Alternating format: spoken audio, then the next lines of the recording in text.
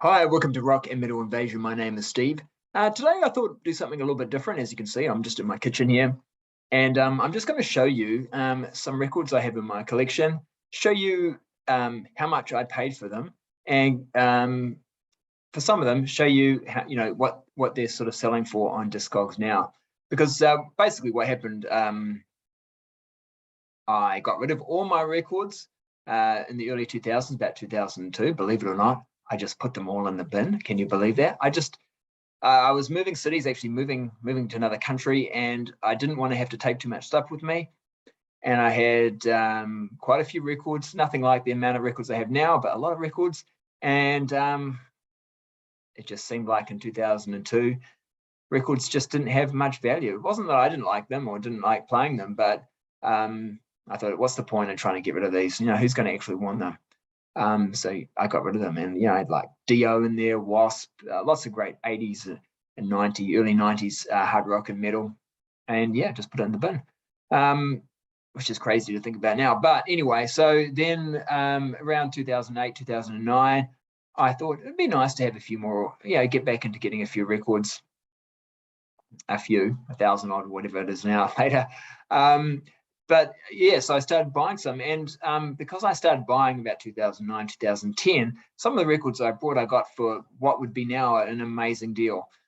So I'm just going to show you some records that I bought back in the day, or back, over 10 years ago, and I'll show you how much I paid for them.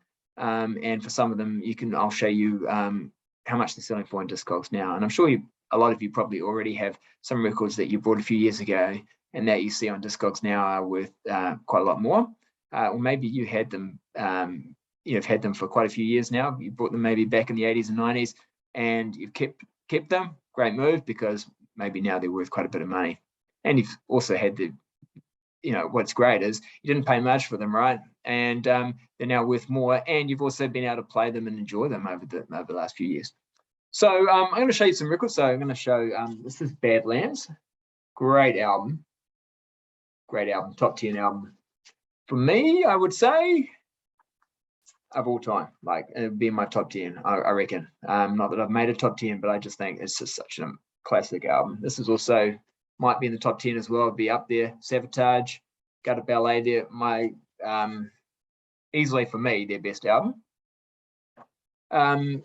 Shotgun Messiah, Second Coming.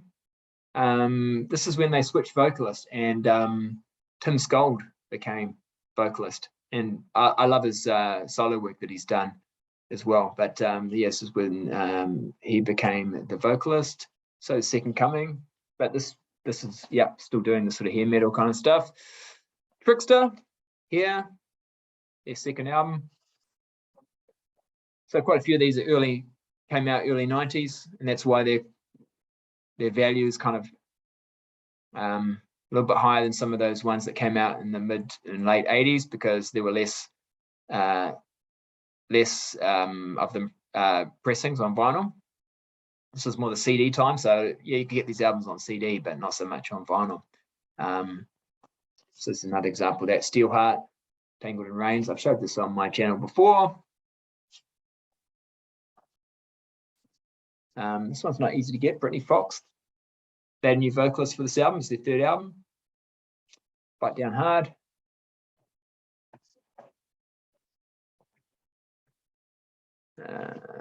Bangalore Choir, On Target. Great album. Awesome album. And some newer albums that I purchased, I think it was around about 2013.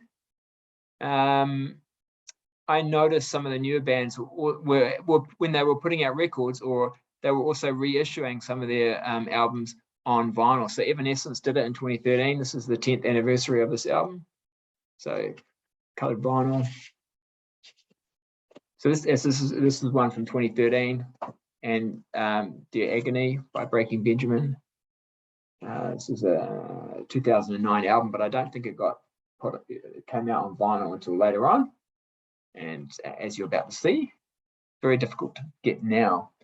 So there's some examples. So those are the albums that I have purchased over the last sort of just some of the albums, of course, I've purchased over the last few years. And now I'm just going to show you how much I paid for those albums. And for some of them, it's just, basically go into Discogs and show you what they're selling for now, what their average sort of price is. So I'm just going to share my screen.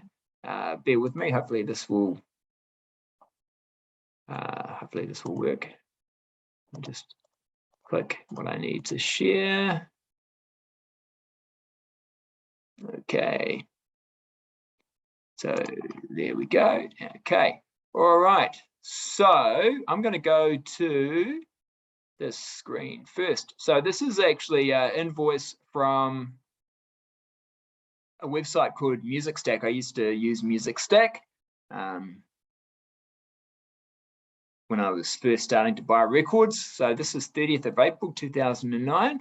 And you can see I was able to purchase the Badlands album, excellent, and it is, it's excellent condition, still is, for £4. And Gutter Ballet, excellent, £4.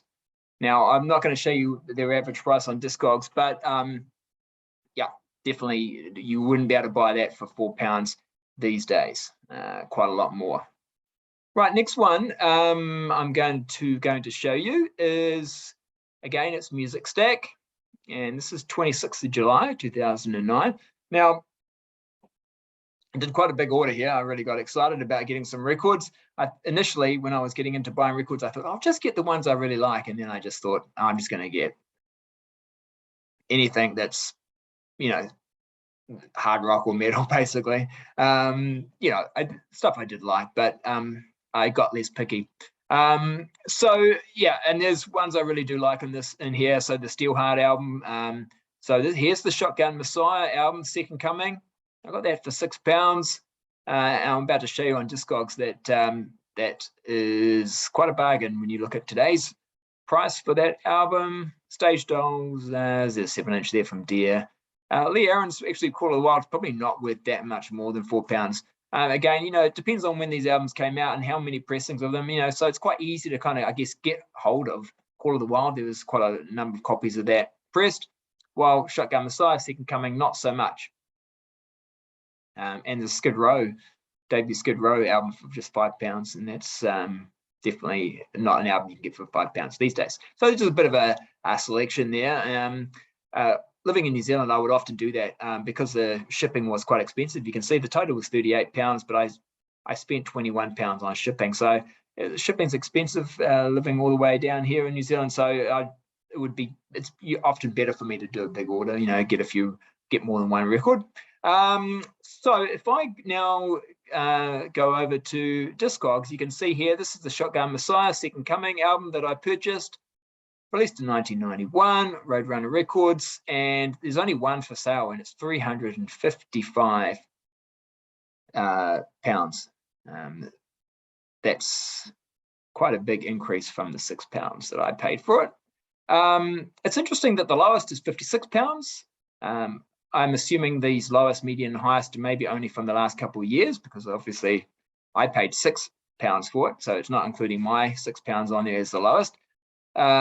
But yeah, so the median is £160. So yeah, definitely a very valuable record these days. All right, let's go back to another invoice here. So this one is Trickster. Now I started buying more things from Discogs. Now we're in 2012 here, so this is 3rd of July 2012, and I was able to pick that up for €10. So Trickster here, and if we go over back to Discogs, we can see that that's quite a great deal. I've put the currency in pounds at the moment, but you can still see that £190 is the highest, £114 is the median price, and there's actually no copies available at the moment of this album. So yeah, it was a great deal. Right, now next one, Steelheart Tangled in Rains, €10 or $9.99. And if we go back over to Discogs, we can see, £55 now is the cheapest you can get it for. So yeah, quite a big increase. All right, and this is an interesting one. So Brittany Fox, €9 I paid, and Bangalore Choir. This is in this is 31st of January 2012.